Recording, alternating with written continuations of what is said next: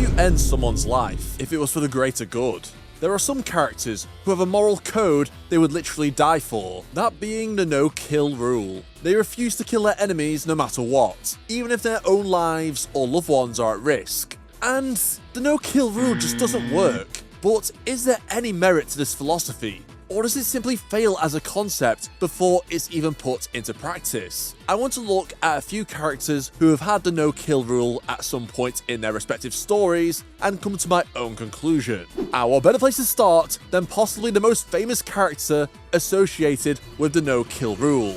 Man! I am no means a Batman comics expert, but even I know that initially, Batman couldn't care less whether he took the lives of random thugs or not. But the character evolved into the Batman we all know, with a very strict moral code. There have been different iterations of Batman over the years, such as the Batman who laughs, who is basically Batman with the Joker's personality, who also apparently wants to destroy reality as a whole. But I'll be mainly talking about the portrayal of the Dark Knight, which most of us are familiar with in pop culture. The Bruce Wayne who is traumatized by his parents' death, who doesn't want to sink to the same levels as Joe Chill. Films like the Dark Knight trilogy and the Arkham games have popularized this image of Batman to a wider audience beyond the comics, as opposed to Michael Keaton and Batfleck's versions of the characters who will kill like it's another day at the office. It's undeniable, Batman's no-kill rule gives the character more depth due to his motive of cleaning up the streets of Gotham and making sure he doesn't cross the line between being a dark hero or a villain. It represents the essence of Batman. He puts the law into his own hands as a vigilante, but at the same time, he fights for the essence of what justice is, and it shouldn't be his decision who lives or dies. Bruce doesn't want the family or loved ones of criminals to go through what he did. Just because the criminals are bad people doesn't mean that they deserve to die or are irredeemable. That's all well and fun until you realise this insane bastard exists. Yes, it's Batman's arch enemy, the Joker. Just like when an unstoppable force meets an immovable object, these two are destined to fight forever. Joker is a sadistic mass-murdering clown who also happens to be Batman's biggest fanboy, not wanting to kill him because life would be just so boring without him. I ship it. While Batman refuses to kill the Joker, even though he's a psychopath that can't be reasoned with. Of course, killing the Joker contradicts everything Batman stands for. But on the flip side, letting him live just means that the Joker is free to murder and harm even more innocent people as a result. Jailing him is pointless as he always escapes. So what other choice is there? From a utilitarian point of view, killing Joker is the correct decision. Or putting him into an endless coma, I guess that does the trick as well. As by doing this, you are prioritizing the happiness of the majority over the minority, as in the majority of people who could be victims, as opposed to the minority, that being Joker and his goons. And sure, that ideology of majority rule can result in persecution against minority groups if applied in a different context. But surely in this situation, ending the Joker's life is justified. But if that was the case, we wouldn't have this interesting dynamic that the Joker and Batman share. Batman could easily kill Joker,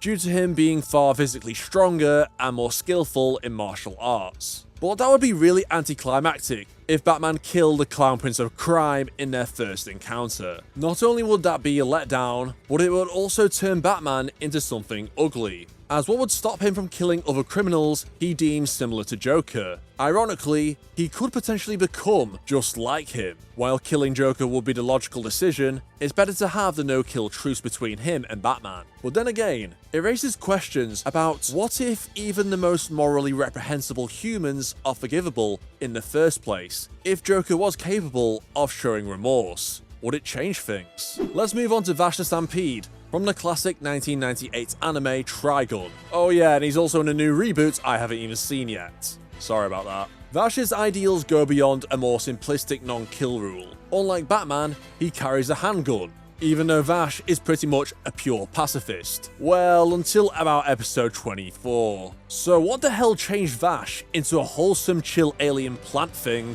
into a killer? While Batman makes it his mission to seek out criminals to beat up at night, Vash is someone who hates violence and wants to avoid conflict at all times, which has the opposite result. Vash inherited the values of the human Ren, who acted as a parental figure for Vash. As he became a pacifist, who doesn't want to harm human beings, while his edgy twin brother Knives turned out the complete opposite, hating humans due to abuse he experienced and wanting to wipe them out entirely. The two brothers then turned against each other, as Vash used his gun to injure Knives, something he truly regretted, as it went against Rem's teachings. Vash wanted to be like Rem, but due to his nature, he can't control his angel arm gun, which can destroy anything in its path, which is why Vash wants to be in control of his actions by protecting others even if he is not a human. Fast forward to when they are older, Vash gained the reputation of the humanoid typhoon, as wherever he travelled, he would inadvertently bring destruction and chaos despite trying to avoid hurting others. For Vash, I want to look at arguably one of the most impactful moments in the original Trigun anime, where Vash was forced to betray his own ideology, as he was forced to take a life in order to save his friends, all because of Legato Blue Summers. This guy is an absolute menace. Legato is an assassin who works for Knives, and he's basically a complete nihilist, with no regard for his own life or others. He simply wants to make Vash's life a living hell. By capturing Meryl and Millie, who are about to be killed by civilians Legato is controlling, it creates a dilemma for Vash, akin to the trolley problem. In an ideal situation, Vash would want to save both sets of people tied up, who are about to be hit by the oncoming train, but he can only choose which set of people will be splattered by the train via controlling the direction it takes with the lever. Should he stick to his morals and not kill Legato, but by doing so, his friends, who he has an emotional connection with, would meet their end.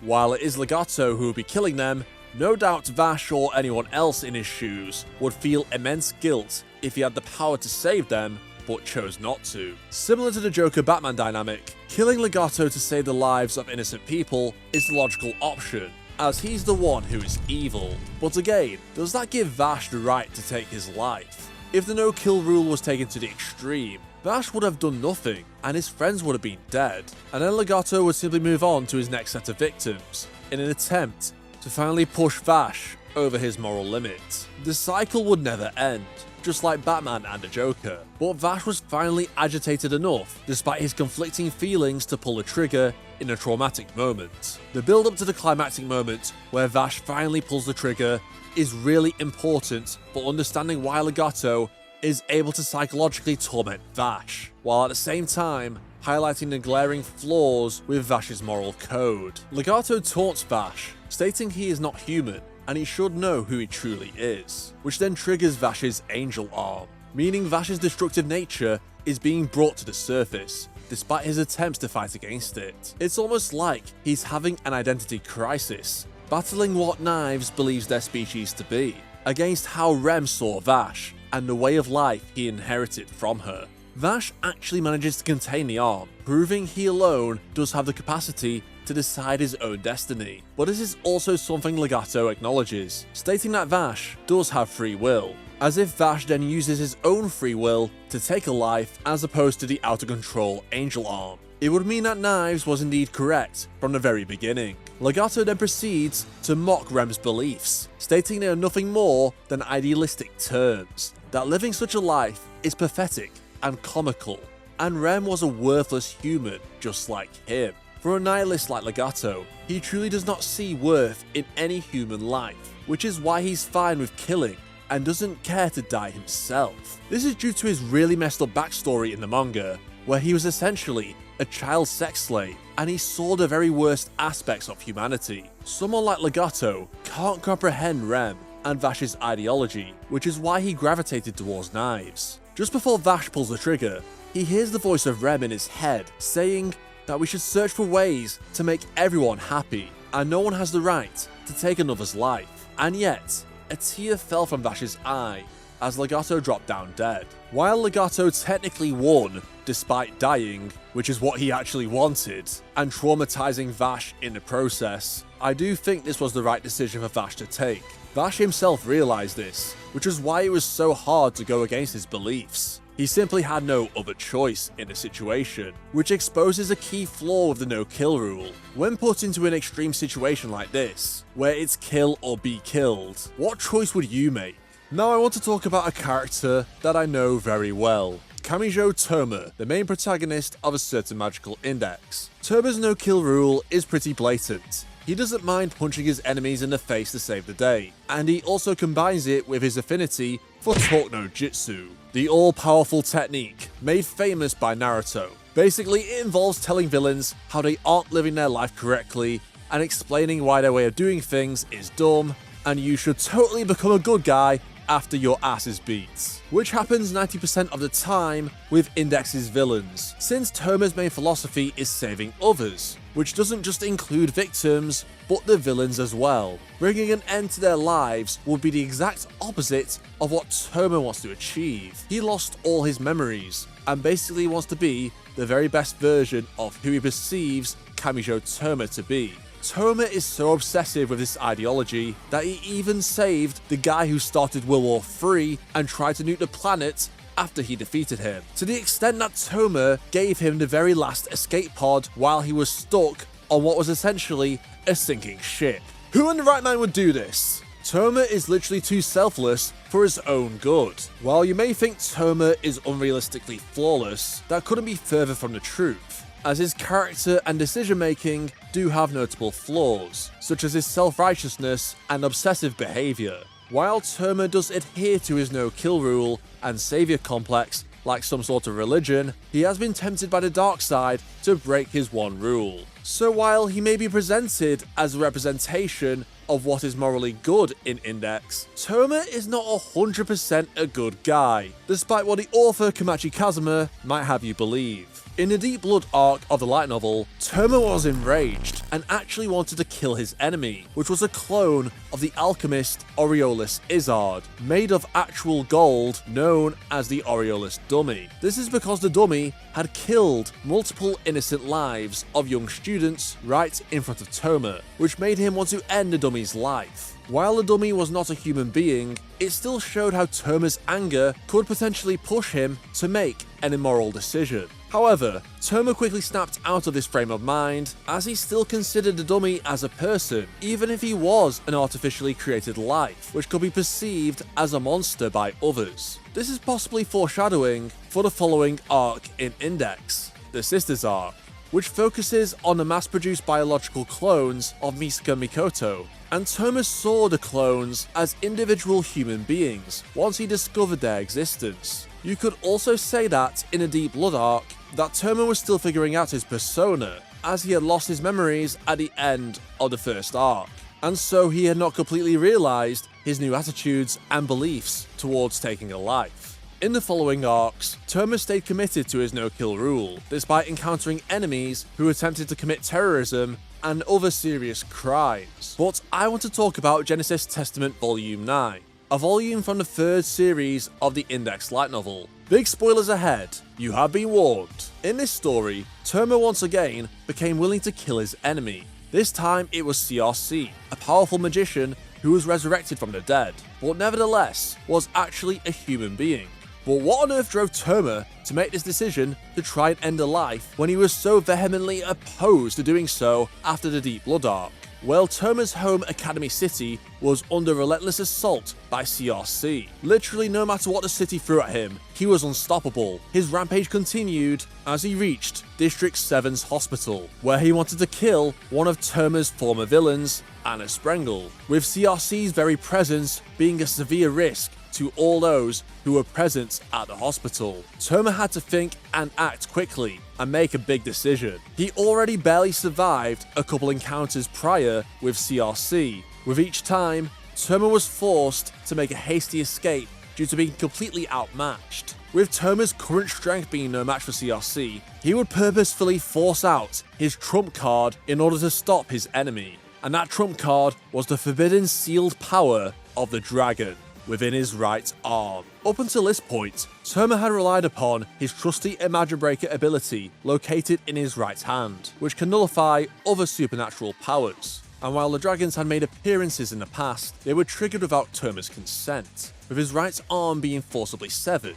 and the beast within emerging to the surface. This time was different. Toma intentionally had his arm removed so he could use this power which he deemed was against his very nature. He knew it was the only way he could finally stop CRC. Suddenly Toma's personality shifted as Toma's doppelganger Kamijo no Toma spoke from inside him, stating he would not hold back against his enemy. You could say that KNT, who has a darker personality than Toma, was indeed manipulating his host from inside to break his no-kill rule. But after Toma used the dragon and nearly killed CRC, Toma still blamed himself for his actions, not the other boy inside him. Even though he did not succeed in killing his enemy, CRC was defeated thanks to help from Alistair and others. But then he was later murdered by Alice as she finally got her payback against him for having her head crushed. And yet, Toma regretted the fact he never really got the chance to truly understand CRC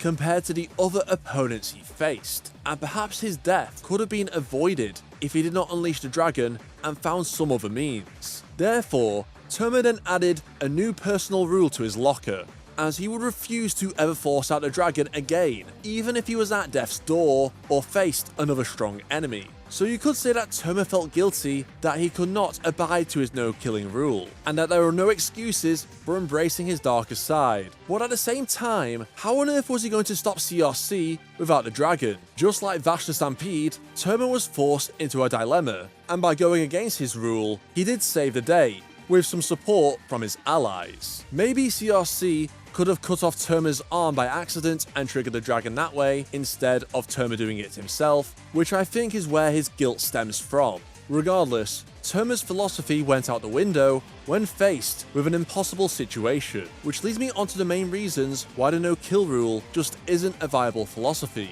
There are exceptions to every rule, as only a Sith deals in absolutes. When placed into a dilemma where it's kill or be killed, or you risk having loved ones in danger, even if you're someone who is morally opposed to taking life, surely no one would possibly fault you for taking a life in such a scenario. That's why self-defense laws exist. Ultimately, the no-kill rule is too idealistic, as it doesn't work when exposed to the grim reality of the natural world, where the aim is to simply survive every day. So the no-kill rule is entirely pointless. Well, actually, despite everything I've said in this video, the no-kill rule may have some merit to it. It's an exaggerated belief that works better in fiction, where it's an escape from reality rather than mirroring it perfectly. That's not to say that people with an absolute no-kill rule don't exist, such as religious people who refuse to take a life no matter what, and if they are prepared to live and possibly even die committed to such beliefs, then that's fair enough. Although, if they were in a situation where such a person had the chance to kill a terrorist, but didn't because of their beliefs, and then your family end up dying from a bomb,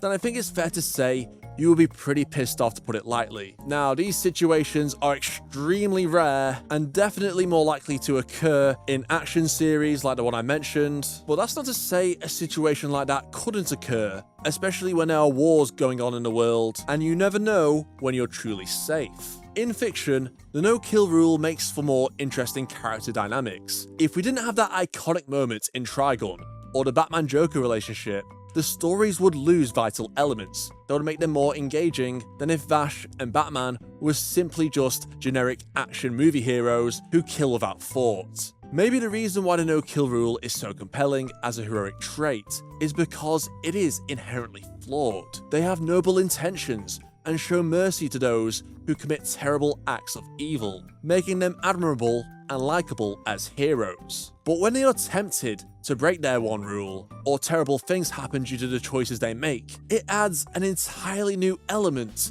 as their outlook on the world is challenged. Therefore, when written correctly, the no-kill rule is actually one of my favourite tropes in fiction, which is attributed to many characters I like, even if it never really works in practice. If you enjoyed this video, make sure to check out my other ones on screen right now for more anime content. Thanks for watching, and I'll see you all next time. Bye bye.